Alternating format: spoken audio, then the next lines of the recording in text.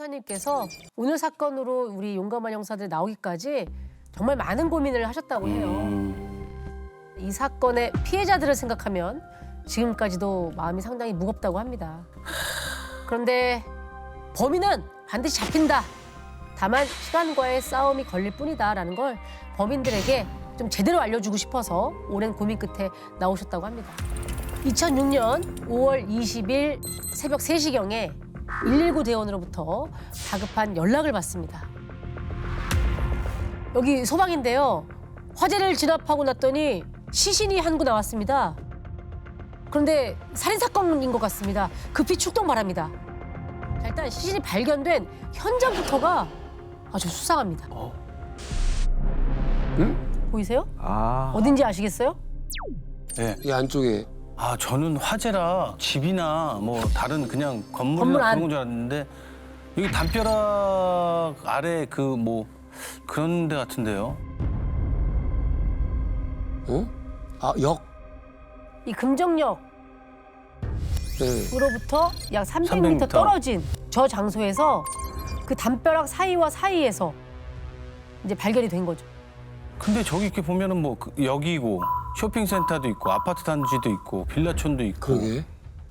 저기 엄청난 유동인구의 번화가 아닙니까? 아, 그러니까요. 누가 봐도 그렇죠. 금방 봤을 텐데 저런 건. 화재는 지하철역인 금정역에서 도보로 5분 거리에 있는 담벼락 사이에서 났습니다. 그래서 새벽 시간인데도 불구하고 화재 신고가 들어왔던 거고요. 담벼락이 좀 무너져 있기는 했지만은 완벽하게 외부의 시선이 차단된 곳은 아니었거든요. 정말 시신을 유기하고 방어로 증거를 인멸할 목적이었다면은 인적이 좀 드문 곳을 선택했을 것 같은데 왜 하필 이곳이었을까 하는 의문이 들었습니다. 화재를 목격하고 신고한 분은 누굽니까? 담벼락 맞은편 공장에서 경비를 보던 분인데요. 새벽에 순찰 돌다가 시커먼 연기를 목격하고 연기 나는 쪽으로 가서 화재 신고를 한 상황입니다. 그럼 현장 상황은 좀 어땠습니까? 화재 때문에 좀 탄 냄새가 좀 진동을 했는데도 시신의 부패 냄새가 났습니다. 그리고 이제 손전등으로 담벼락 사이를 좀 비춰봤는데요. 벽돌 사이에 좀 가려져서 하반신만 보였는데 남자인지 여자인지 구분할 수는 좀 없었지만 알몸이었습니다. 이렇게 되면 이거 사건이 좀 복잡해지기 시작하네요. 예. 네. 그럼 이 과수대팀에서 온 후에는 어떻게 확인이 된 건가요? 시신을 꺼내서 확인을 해보니까 네. 여성이었다고 합니다. 게다가 좀 자세도 좀 특이했습니다. 양팔이 등 뒤로 가 있는데 마치 뒤로 결박된 것처럼 보이더라고요. 손목에 끈이나 이런 게 보이지는 않는 걸로 봐서는 불에 타서 제거된 게 아닐까 추정을 했습니다. 아, 예, 그렇죠. 나중에 국가수 부검 결과가 나왔는데 이미 부패가 진행된 상황에 머리와 발, 손목 쪽에 뼈가 드러날 정도로 시신이 워낙에 많이 타서 사인도 사망 추정 시간도 확인할 수가 없었습니다. 범인의 DNA도 발견되지 않았고요. 혹시 신고자가 그 다른 거는 못 봤다고 합니까? 20, 30대로 보이는 남성을 봤습니다. 연기가 나는 쪽으로 걸어가고 있었는데 남성이 맞은편에서 걸어오고 있었다고 했습니다. 평소에는 그 시간에 이제 지나다니는 사람이 거의 없는데 하필 화재가 난 쪽에서 걸어오는 게 수상하다고 했습니다. 어느 방향으로 갔다고 하던가요? 도로 갓길에 주차돼 있던 차를 타고 금정역 방향으로 갔다고 했습니다. 깜깜해서 정확히 보이진 않았지만 흰색의 오프로드 차량처럼 보였다고 했고요. 생각보다 기억을 정확하게 하셨네. 일단 뭐 주변 도로 CCTV는 있었을 거 아닙니까? 그렇죠. 아쉽게도 주변에는 CCTV가 거의 없어서 차량 추적은 어려운 상황이었습니다. 혹시 시신 신원 확인은 됐나요? 그 현장에서는 신분증이나 신용카드처럼 신원을 확인할 만한 게 발견되지 않았는데요. 그 불에 심하게 탔던 손에서 온전한 지문이 하나 나왔습니다. 당시 시신이 주먹을 꼭 쥐고 있었거든요. 꼭. 이게 하늘을 풀어달라는 그 피해자분이 오죽하면 주먹을 쥐고 이 안에 지문을 보호하고 그러니까. 이 품은 채 가신 그래요. 거잖아요. 사망하신 분은 누구였나요? 지금부터 이 피해자를 정미 씨라고 부를게요. 정미 씨는 안양에 살고 있는 20대 여성으로 확인이 됐습니다. 그런데 시신으로 발견되기 4일 전에 이미 실종 신고가 돼 있는 상태였다고 합니다. 안양이 아닌 곰포에서 지금 시신이 되어서 나타났다는 거잖아요. 네. 이게 어떻게 된 일이야? 그러니까 군포서의 형사님들이 정미 씨의 신원을 확인했을 무렵 이미 안양경찰서 강력팀에서 정미 씨를 애타게 찾고 있었다고 그래요. 아 잠깐만 실종팀이 아니라 강력팀에서요? 그렇죠. 아, 그러면 이미 범죄 피해자로 예상이 됐단 얘기잖아요. 피해자로. 그렇죠. 맞습니다. 수사 기록을 보니까 이미 실종 당시 상황부터 범죄에 연루된 정황들이 있었습니다. 실종 신고 전날 밤 11시 20분경 정미 씨가 남자친구에게 지하철 타고 가고 있다고 문자를 보냈는데요. 37분이 지난 11시 57분에 전화를 하고 나선 아무 말도 없이 5초 만에 전화를 또 끊었습니다. 그리고 나서 4분 뒤인 12시 1분경에 다시 한번 남자친구에게 전화를 했는데 이번에도 말이 없었습니다. 그것도 26초 동안. 상당히 긴 시간인데. 네. 남자친구의 진술에 따르면 수화기 너머에서 TV 소리 같은 게 들렸다고 그래요. 또 말없이 전화를 끊어버린 여자친구가 마음에 걸려서 바로 전화를 또 했는데 신호만 가더랍니다. 그리고 한 새벽 2시경에는 휴대폰이 완전히 꺼졌다고 했고요. 말없이 전화를 끄는 건 잘못 누른 전화겠지. 그리고 두 번째 전화에서 TV 소리 같은 게 나서 뭐 본가에 갔겠거니 그런 생각을 했답니다. 그래서 다음 날까지도 여자친구가 연락이 되지 않아서 회사에 전화를 해봤는데 회사에서도 출근을 하지 않았다는 얘기를 듣고 그때 놀라서 뒤늦게 실종 신고를 한 상황이었습니다. 자, 지금 정황상으로만 본다면 이미 첫 번째 전화를 말없이 끊었을 때 범인과 한 공간에 있었을 가능성이 네. 높아 보입니다. 그리고 5분 뒤에 전화도 사실은 남자친구한테 이게 도움 요청을 하기 위해서 전화를 걸었는데 말을 못하고 있었던 상황이 아닌가 이게 가장 지금 크게 의심이 되죠. 네, 맞습니다.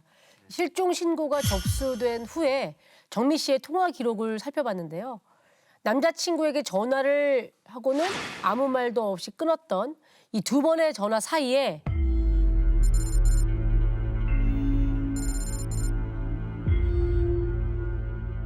(112에) 전화를 걸었던 기억이 있었습니다. 정미 씨가요? 네, 그 전화는 8초 만에 전화가 끊어졌고요. 야 4분 안에 그럼 3번의 전화를 했네요. 남자친구 2번, 112 1번. 한 번. 이렇게 정미 씨의 신원이 확인된 후에 군포와 안양 두 서의 강력팀이 손을 맞잡습니다. 성폭행이 의심되는 상황에서 살인에 방화까지 저지른 악랄한 범인을 잡기 위해서 당시 총 5개의 강력팀이 대대적인 수사를 벌였는데요. 실종 신고 다음 날인 오후 1시 30분경 정미 씨의 신용카드로 현금 284만 원이 인출된 기록이 확인됐습니다. 이걸 어디서 누가 찾아간 거죠? 정미 씨의 시신이 발견된 곳에서 멀지 않은 곳이었어요. 피해자의 카드가 사용된 건 시신이 발견됐던 금정역에서 2km 떨어진 3번역 안에 있는 현금 인출기였는데요. 아, 안 머네요. 기록을 확인해 보니까 하나의 인출기에서 6개의 카드로 13번에 걸쳐 돈을 뽑았더라고요. 근데 이상하게 딱 이 인출기에만 CCTV가 없는 겁니다. 어떻게 그 인출기에만 그 CCTV가 없죠? 역 바깥에는 은행에서 관리하는 인출기가 여러 대 있었고 역 안에서는 민간 업체에서 관리하는 인출기가 2대가 있었는데 그중 한 대가 CCTV가 설치되지 않은 인출기였습니다. 아 그럼 범인이 그걸 알고 있었다는 거 아니에요? 알고 돈을 인출했다는 거 아니에요? 그렇죠. 그렇죠. 지금은 알았을 가능성이 굉장히 높아 보입니다. 사실 남의 카드를 강취해서 현금을 뽑을 때 한 장소에서 13번을 뽑지는 않아요. 이건 위험도가 굉장히 높아요. 네. 일단 누군가 13번을 뽑는 동안 다른 사람이 왔다면 목격자가 생기는 거니까요. 그렇죠. 또 이 장소에서만 13번에 걸쳐서 돈을 다 뽑아야 되겠다라고 하는 것은 꼭 이 인출기이어야만 된다라는 이유가 있었을 것이다. 그렇지. 그렇죠. 그런 걸로 본다면 알았을 가능성이 높죠. 목격자는 없었나요? 있었습니다. 그 CCTV가 없는 인출기를 사용했던 내역을 다 뽑아서 네. 인적사항을 모두 확인을 했는데요. 정미 씨의 돈이 빠져나가던 중에 그 인출기를 사용했던 또 다른 사람이 있었던 겁니다. 아, 중간에 손에 여러 장의 카드를 쥐고 몇 차례 돈을 계속 뽑더니 이제 먼저 뽑으라며 순서를 양보해 줬다고 합니다.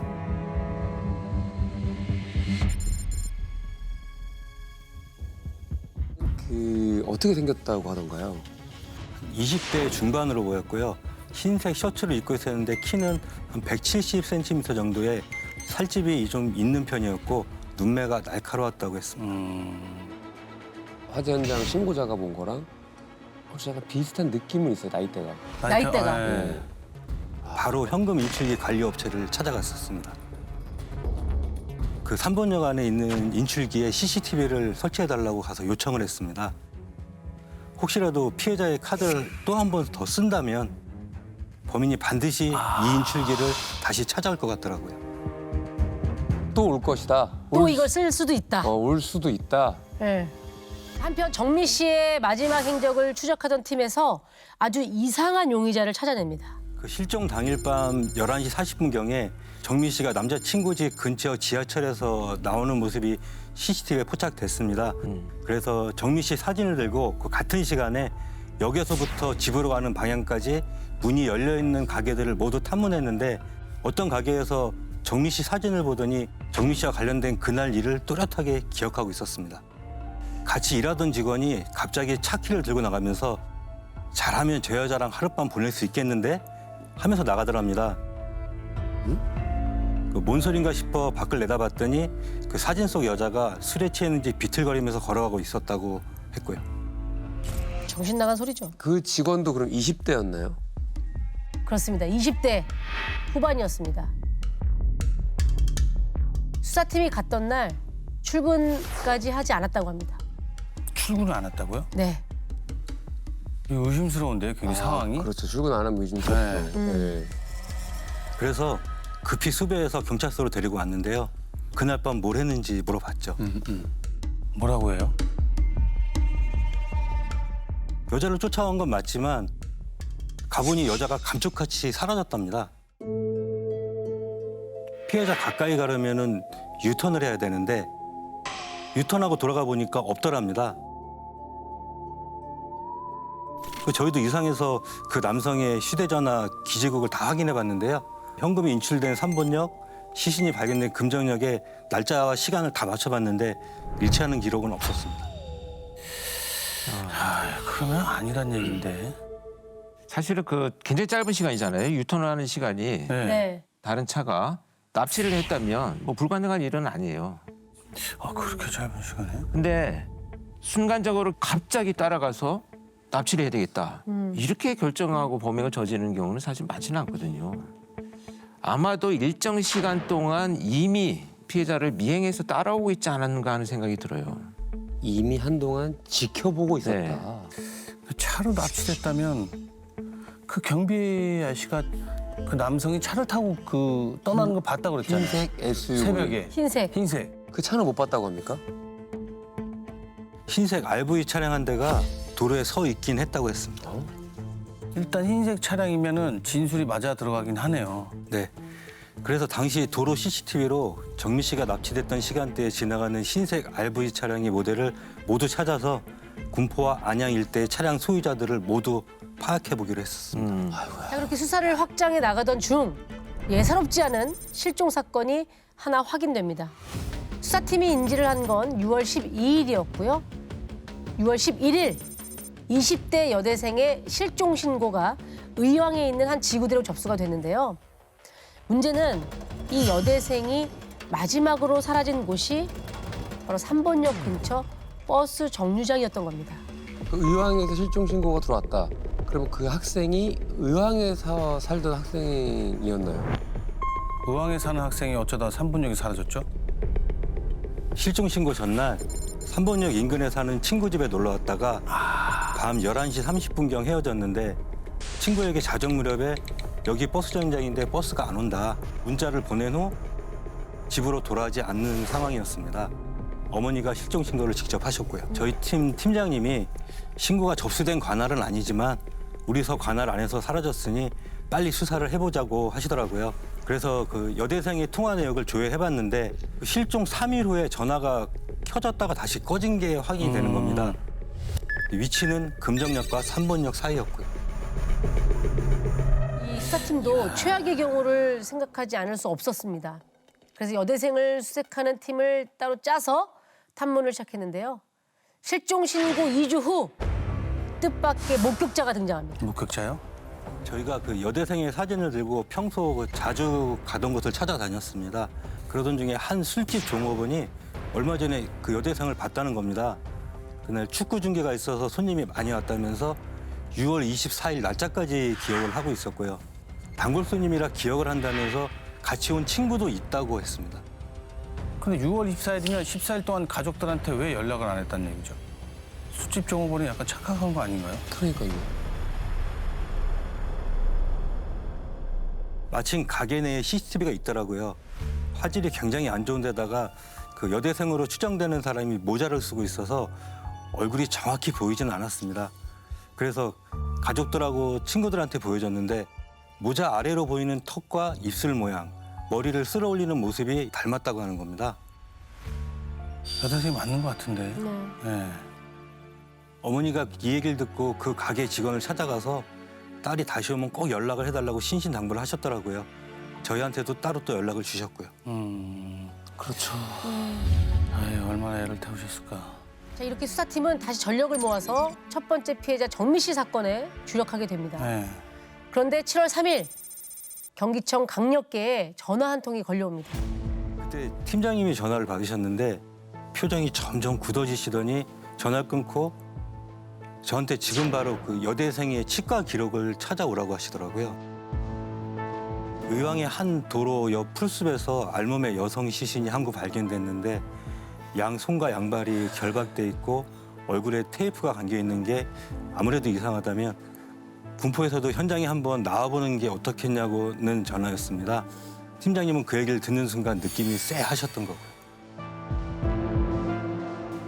안타깝게도 그 여대생으로 확인됐습니다.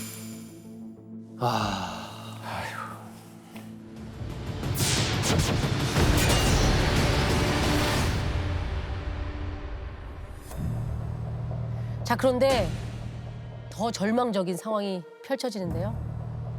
여대생의 시신이 발견된 그날 아침 또 한 건의 실종 신고가 또요? 군포에 접수된 상황이었습니다. 이번에도 20대 여성이었고요. 가족들과 연락이 끊긴 건 무려 이틀 전이었다고 합니다. 아, 뭐 또 실종 사건이 접수됐다고요? 네. 7월 1일로 넘어가는 자정 무렵에 금정역에서 남자친구에게 문자를 남긴 게 사라진 여성의 휴대전화 마지막 발신 내역이었습니다. 가족들은 신호가 계속 가는데 전화를 받지 않으니까 급히 뭐 연락 못할 일이 생긴 거라고 여기고 기다렸고요. 근데 다음 날인 7월 2일 밤 10시 무렵에 전화기 전원이 완전 꺼지면서 가족들이 불안해지기 시작한 거죠. 그래서 다음 날 오전 7월 3일에 실종 신고가 뒤늦게 됐던 겁니다. 지금부터 세 번째 실종자를 미애 씨라고 부르겠습니다. 형사님은요, 가장 먼저 미애 씨의 금융 내역부터 확인을 했습니다. 그랬더니 실종 당일 밤 마지막 남자친구에게 문자를 보내고 22시간이 지난 시각 밤 10시경 미애 씨 카드로 돈이 인출됩니다. 어디서? 3번역 인출기에서.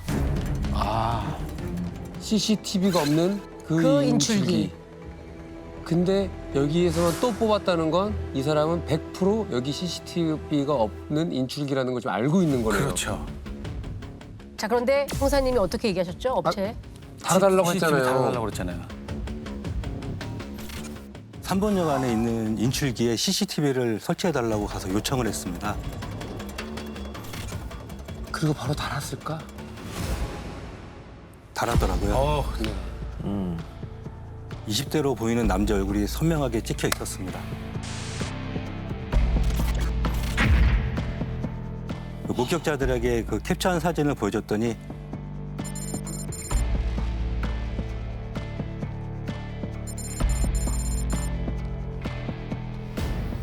맞다고 했고요.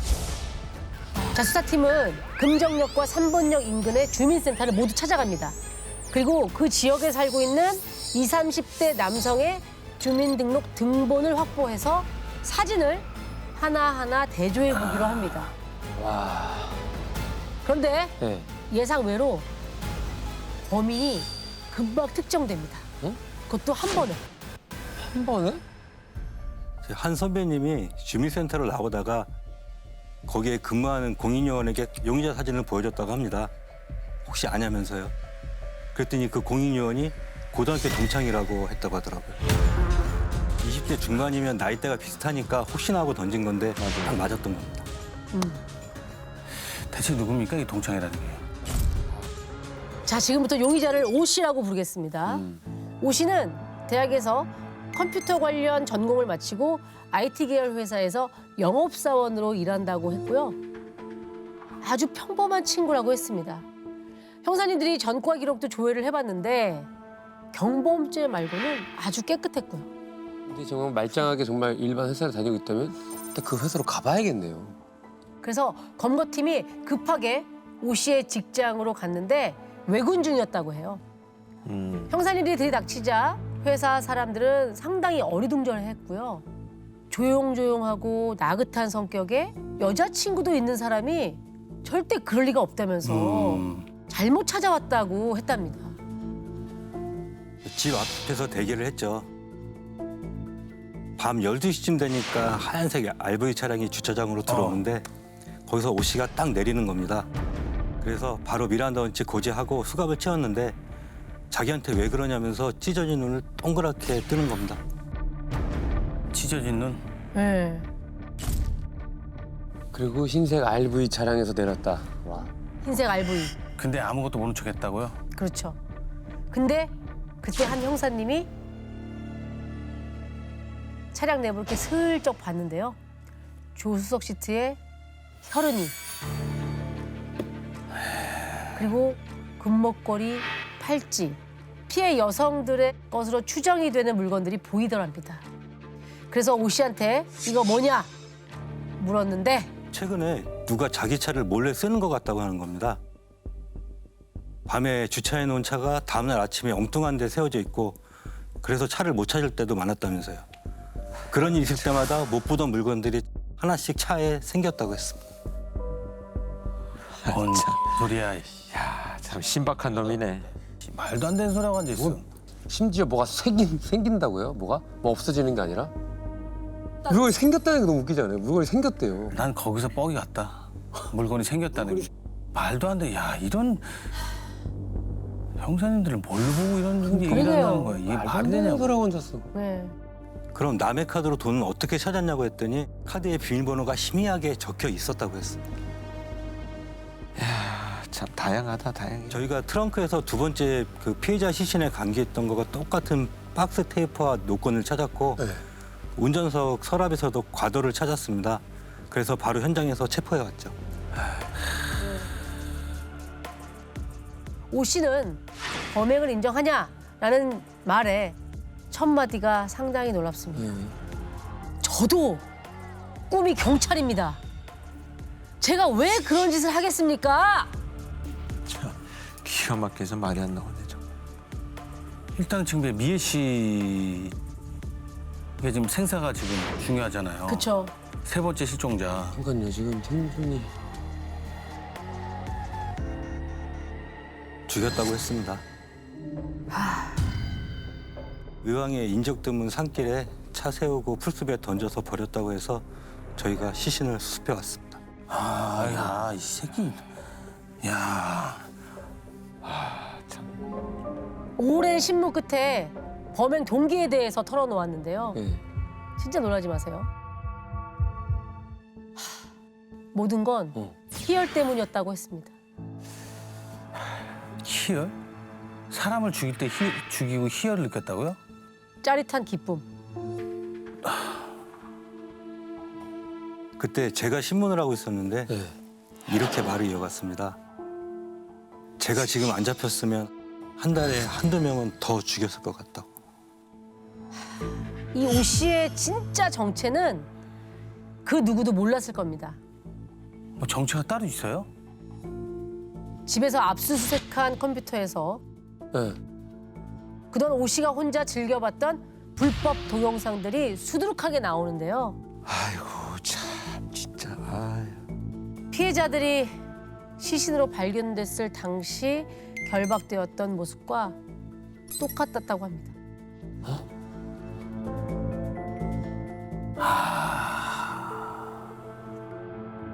오 씨는 집이 3번역 인근이었고요. 퇴근길에 눈에 띄는 여성들을 범행 대상으로 골랐다고 했습니다. 첫 번째 피해자인 정미 씨도 술에 취해 비틀거리며 걷는 걸 보고 욕정 때문에 납치를 했다고 했습니다. 두 번째 여대생은 버스가 끊긴 시간을 노려 범행 대상으로 삼았고요.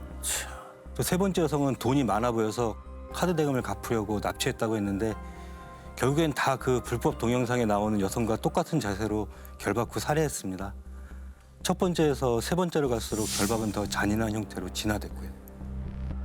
야, 그야말로 비뚤어진 욕망을 감추고 살아온 이런 사람이네요. 사실 이런 사람들이 언제 터질지 모르는 시한폭탄 같은 이런 사람들인데요. 아동 성범죄를 저지르고 살해한 이런 사건의 범죄자들도 보면 어마어마한 용량의 그냥 성착취물을 가지고 그것을 보는 것이 하루 일과였던 범죄자들이 많아요. 근데 거기서 그치느냐? 실행을 하게 된다는 거죠. 같은 방식으로. 정말 비뚤어진 이런 자기 왜곡된 성적 감정들을 혼자 계속 키워나간 이런 범죄자다 이렇게 보여집니다. 그 욕망하고 성욕 때문에 세 사람을 죽인 거예요 지금. 그렇죠. 근데 그가 여자친구도 있었다고 하고 회사 사람들은 그럴 사람이 아니다라고 지금 얘기를 했다는데 이게 어떻게 되는 겁니까?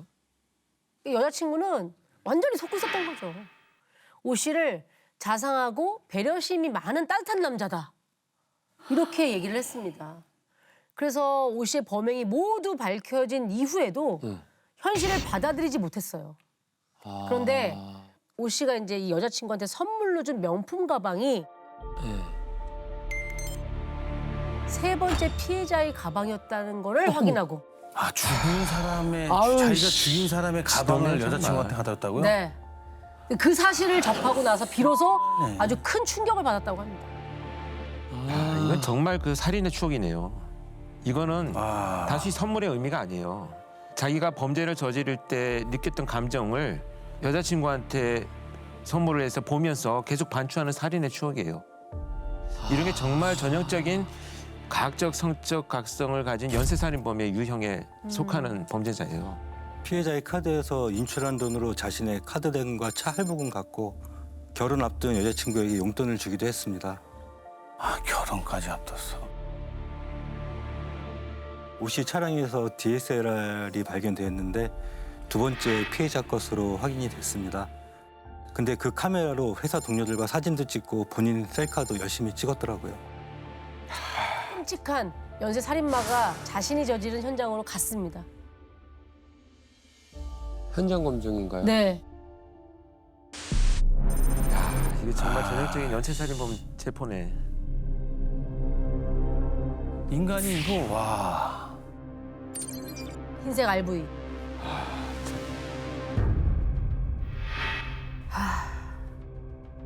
야.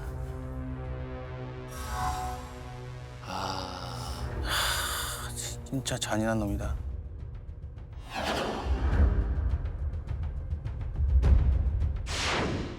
저기 어떻게 사람을 저렇게 그냥 쓰레기 버리듯이 길거리에 저렇게. 죄 의식이 아예 없어야 가능한. 아니 물건도 저렇게 안 버리겠다 이놈아. 생명을. 근데 그 오 씨가 3번역 현금 인출기에서 CCTV가 없다는 걸 알고 있었나요? 네, 알고 갔다고 했습니다. 알고 있었군요. 오 씨의 주장일 뿐이지만 현금 인출기에 설치된 렌즈 구멍을 자세히 보면은 CCTV가 설치돼 있는지 구분할 수 있다고 했습니다. 물어보라면 아마 이 재판 결과는 충분히 우리가 납득할 만한 결과가 나왔어야 되는데. 무기징역을 선고받았습니다. 즐겨봐 이 채널.